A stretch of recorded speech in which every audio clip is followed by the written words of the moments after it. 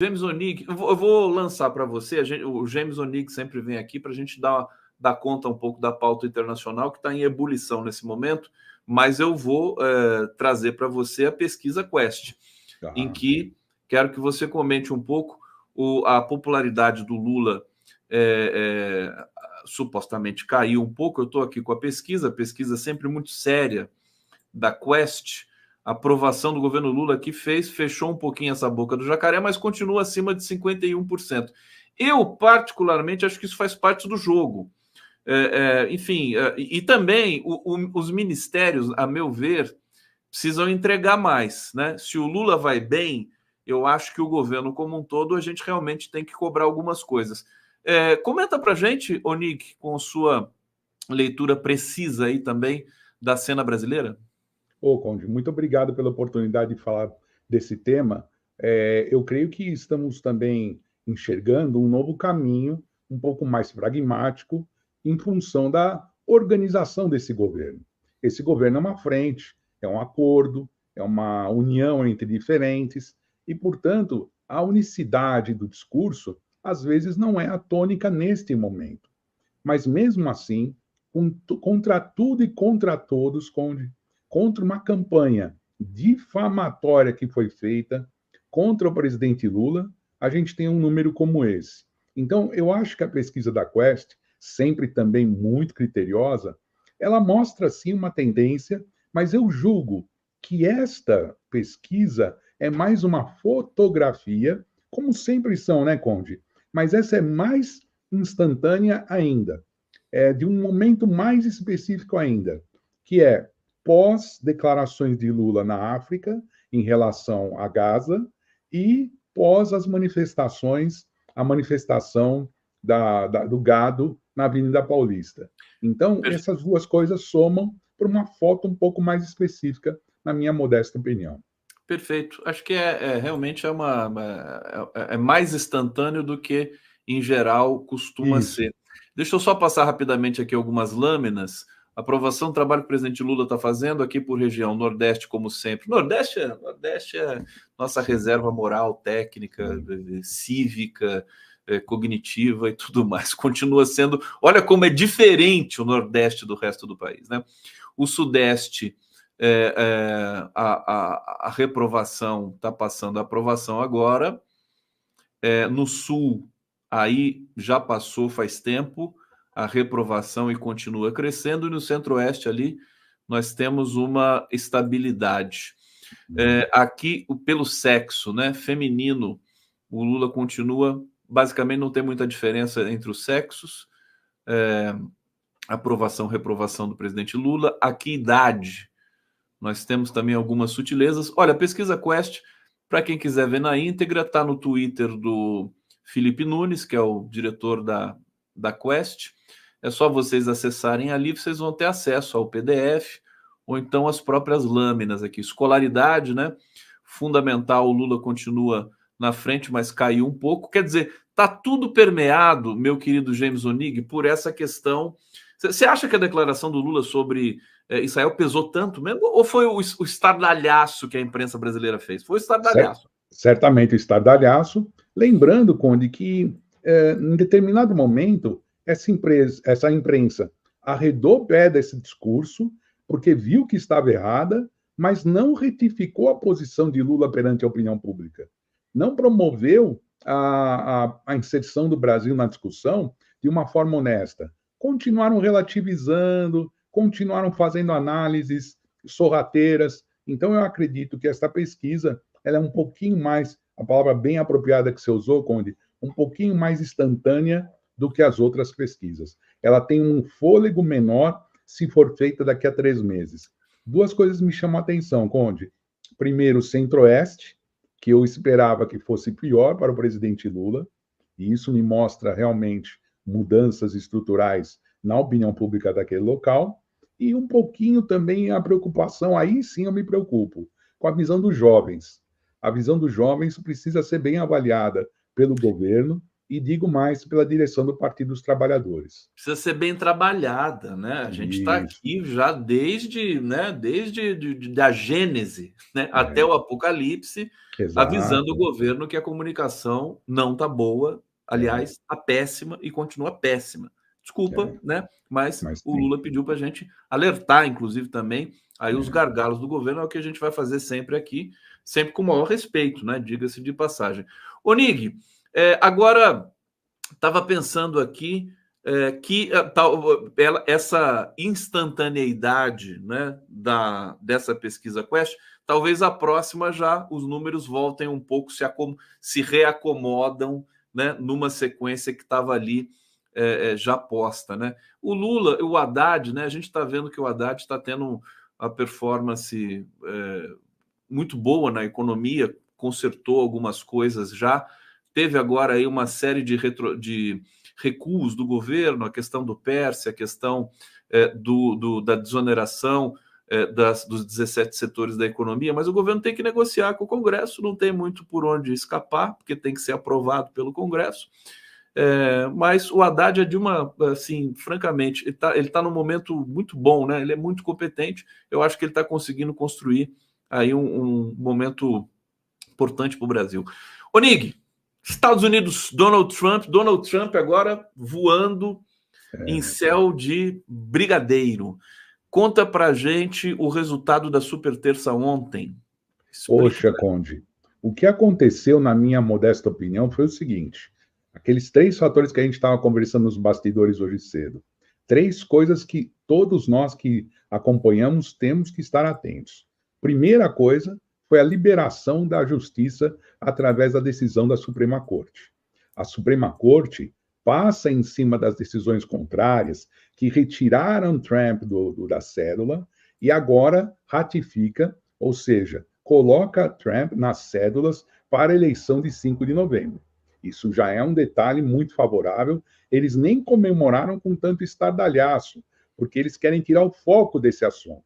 Os republicanos não fizeram balbúrdia, não saíram gritando na mídia, viram, o nosso chefe é inocente, nada disso.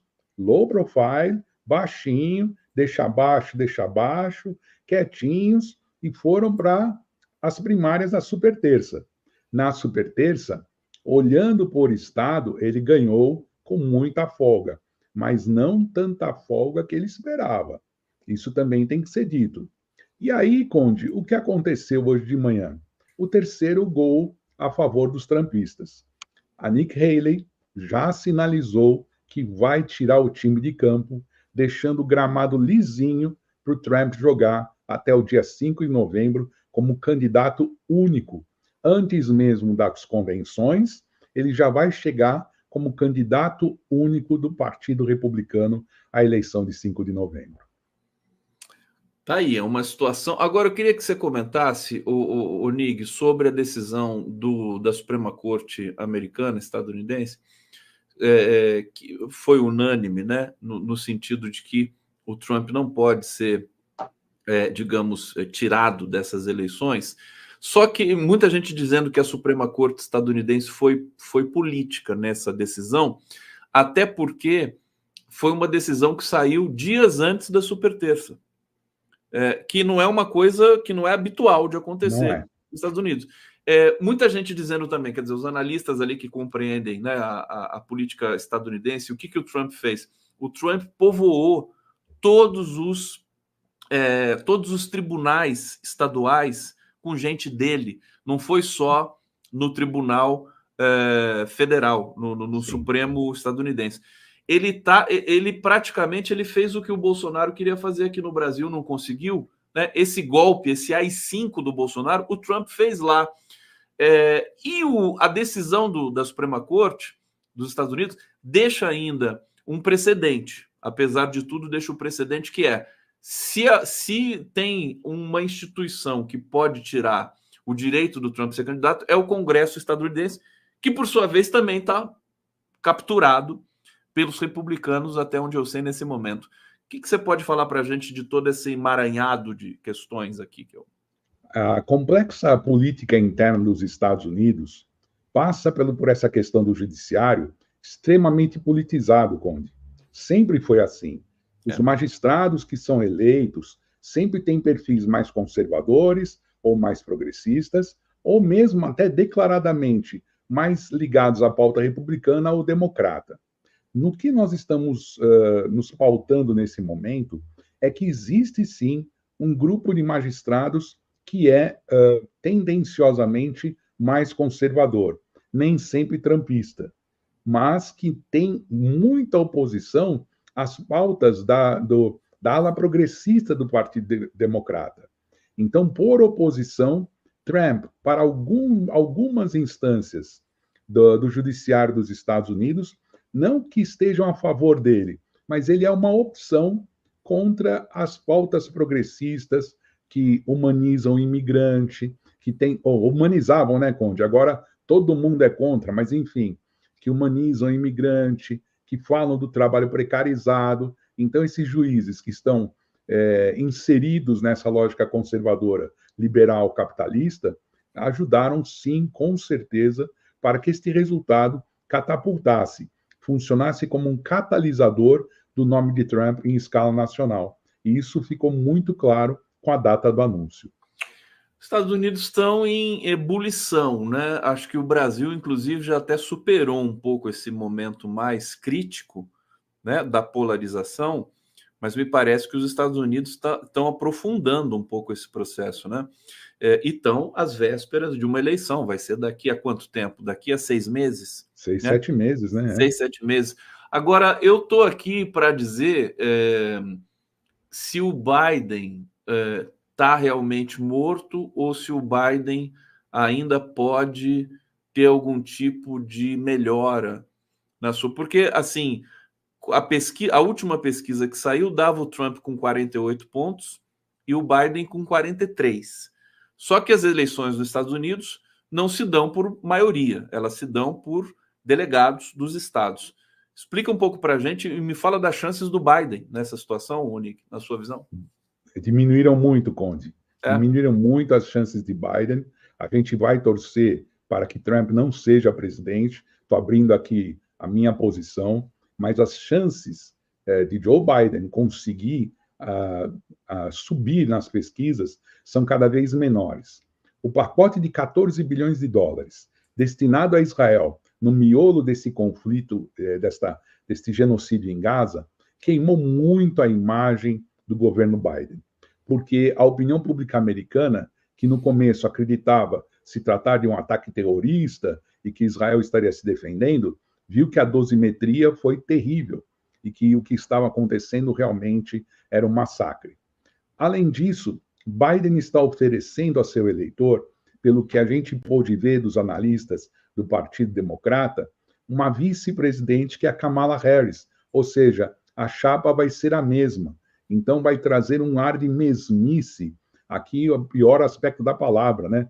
A mesmice vai estar diante do eleitor no dia 5 de novembro.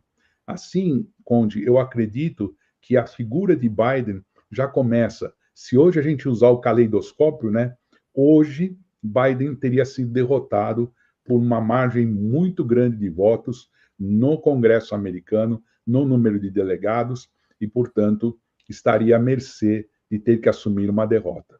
Agora, como é que você que acompanha de perto a imprensa estadunidense e tudo mais, como é que a imprensa americana está lidando com o fato de o Trump estar aí prestes a voltar, sendo que as imagens da invasão do Capitólio são assim chocantes, né? Que viajaram o mundo e o Trump ali pilotando aquilo praticamente de uma sala de situação, né? E tantos outros crimes. O Trump parece que tem 100 processos contra ele, eu não me lembro bem o número, mas além dos processos que são de origem criminal, política e tudo mais, tem questões dos negócios dele também. Como é que a imprensa está reagindo? Ela tem algum papel? Ela está se insurgindo? Os editoriais dos jornais estão contemplando essa questão nos Estados Unidos? Conde, menos do que a gente esperava, mas é explicável isso. Pelo seguinte, na eleição dos Estados Unidos, existe a necessidade de você fazer dos seus editoriais, pelo que eu tenho acompanhado nos últimos 10, 15 anos, sempre focado na questão momentânea. Então, eles atacam o que está acontecendo naquele momento. E não estão fazendo ainda aqueles editoriais de previsão, que são típicos dos 3 meses que antecedem a eleição, ou seja, no começo de agosto, quando então as convenções se encerram e fica claro quem é quem. Então, esses editoriais mais críticos, eles sempre aparecem na perspectiva do que pode acontecer a partir de agosto. Mas sim, existe um pânico entre grande parte, e acredite se quiser, Conde, de analistas liberais até gente da direita dentro do jornalismo tem asco do Trump. Mas a força avassaladora do voto, que Trump está manuseando corretamente, voltando aos rednecks, ao voto do interior, das pequenas comunidades, o tradicional voto conservador que a gente vê, faz com que os grandes jornais estejam mais ligados à candidatura democrata, mas sem ser explícitos. Eles ainda não estão explícitos, porque eles circulam mais nas costas, né? Costa Pacífica, Costa Atlântica, o miolo é trumpista, e as costas você tem um pouquinho mais de democratas, digamos assim. Então, esses jornais, esses meios de comunicação, ainda não explicitaram como se devia essa linha anti-Trump. Tô impressionado com o que está acontecendo nos Estados Unidos e com relação ao empresariado, às elites estadunidenses. Como é que eles estão reagindo? Eles aderem ao trumpismo sem o menor problema? Ou Não, tem não. também as suas questões? Existem agora empresários questionando se é necessário a volta de Trump, porque a economia americana reagiu em função de alguns pacotes que Joe Biden imprimiu na área de infraestrutura, na área de transição energética, dando fôlego e crédito para alguns setores americanos. Então, a economia, do modo geral, né, Conde, ela reagiu. Agora, ainda existem gargalos com emprego, desemprego, a precarização, que ainda é muito difícil da família americana engolir. Então, o empresariado não está totalmente fechado com o Trump. Existem setores que estão muito interessados em que haja a possibilidade de um segundo mandato democrata para que esses pacotes tenham garantia de longa permanência. Mas isso depende muito do jogo do Partido Democrata. Que eu coloco muito particularmente, sabe, Conde, é uma coisa que eu sinto nas leituras que eu tenho feito, que se houvesse a possibilidade de um outro candidato, mesmo que seja tão liberal quanto um republicano, o empresariado pró-democrata preferiria do que Joe Biden.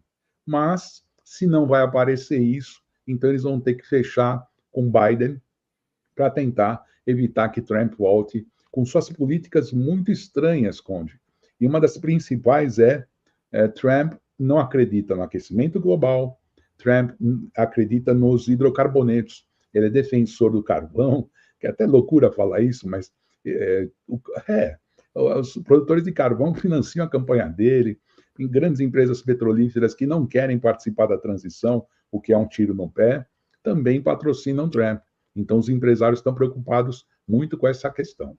Agora, a despeito da vitória praticamente já assegurada do Donald Trump, ele pode enfrentar processos difíceis no Congresso. Vamos lembrar que ele sofreu um processo de impeachment nos últimos dias ali do governo, né? Sim. Que foi um processo que teve o seu fim depois que o Trump já tinha saído e o Trump foi inocentado, quer dizer, ele não foi empichado. Ele poderia ter sido empichado, que nem jogador de futebol, né? O cara pode ser expulso mesmo depois que o jogo termina, né? Exato, e isso pode pesar contra ele. Pode pesar sim. Isso pode pesar contra ele. Eu tô achando que ele vai enfrentar momentos difíceis. Ele pode ser empichado. Pode sim. A coisa não é tão fácil para ele, porque o que a gente tem analisado, Conde, é que em alguns governos, em quase todo o planeta, tem acontecido essa troca. Você tem um executivo de um grupo político e o legislativo de outro grupo. Vamos ver aqui na América Latina, o presidente Lula, para conseguir essa vantagem importante que a gente tem hoje, de estar no governo e evitar o pior, Ele fez acordos, mas ele não tem o controle do Congresso. Olha só a onda Milei. Milei foi eleito na Argentina presidente, mas não tem maioria no Congresso. Então, em alguns lugares do mundo, estão aparecendo essa tendência. Parece que o eleitor, sabiamente, está querendo jogar com isso. Não dá poder nem para executivo demais, nem para legislativo demais, quando o regime for dessa forma, lógico. Mas no caso dos Estados Unidos, o Trump sempre vai estar no fio da navalha. Uma aula fantástica aqui sobre Estados Unidos com James Onig, e eu quero, inclusive, pedir para vocês, em função disso, para dar o like aqui na nossa transmissão. A gente precisa, para vocês se inscreverem também no nosso canal e comentarem ainda nesse bloco final aqui. Dá tempo da gente ler algum comentário de vocês, como eu vou fazer com o José Carlos Faria agora, né? Grande Onig, sempre onisciente e onipresente. Aê, Zé. Grande Zé Carlos. Onig, nos Estados Unidos as eleições parlamentares são juntas com a presidencial também? Sim, elas ocorrem, não são totalmente conjuntas, Conde, porque os estados americanos têm senados. Pouca gente sabe disso. Alguns estados, a maioria dos estados americanos, são bicamerais. Tem o Senado estadual, que também tem funções representativas, de equilíbrio de poder. Não dá ideia, porque senão vão fazer aqui no Brasil. Exatamente, não dá ideia. Então, elas acontecem sim ao mesmo tempo, mas com alguns estados com datas diferentes. Então, completa-se o ciclo lá para fevereiro, março de 2025, se completam com as últimas eleições, se julgam os últimos recursos e se empossa um novo Congresso. Eu quero saber quem vai ser o vice ou a vice do Trump, porque tem que saber, né, Onig? Porque se acontecer alguma coisa, vai cair no colo desse vice. Você tem alguma informação sobre isso? Não, parece que é um segredo de sete chaves. Assim, especulações tem muitas, né? Talvez aí a própria Nikki Haley seja convidada para ser vice. É um terror também, né? Que é pior. Nem fala. E é perigoso até, né, a gente pensar nisso. Por que eu digo dessa forma, Conde? Porque, como você estava falando das eleições, eles têm aquelas eleições de meio de mandato, que são aquela complementariedade do Congresso. Saem uns congressistas, entram outros. E ali pode mudar o perfil do Congresso. E aí, se amarrou perfeitamente, Conde. A gente foi trocando a bola aqui, deu certo. Porque nessa troca pode surgir um Congresso em oposição ao atual presidente, dar o impeachment nele e quem tem que assumir é o vice. Então, a posição de vice nos Estados Unidos é muito valorizada por causa dessa mínima, mas importante possibilidade de haver uma troca no meio do mandato. Tá aí a cena, às vezes eu vejo a cena estadunidense, eu fico até feliz de estar no Brasil nesse momento. Nem fala. Quando eu vejo a Argentina, eu tenho certeza que eu estou feliz. Perfeito, Conde. E você falou uma coisa importante no começo, Conde. Nós respondemos de uma forma muito efetiva à ameaça à democracia. Sim. Apesar das nossas instituições terem o seu caráter de lentidão, a gente torcer para as coisas acontecerem mais rápido, mas a resposta foi muito séria. A ida de Lula à Praça dos Três Poderes, chamar Pacheco, chamar Lira e chamar o Supremo para andar naquele espaço todo destruído, aquilo foi muito simbólico para a nossa estabilidade e principalmente para a estabilidade do governo. Parece que essa ideia foi exclusivamente do Lula, né? Sim. Falou, não, vamos lá, vamos fazer isso aí.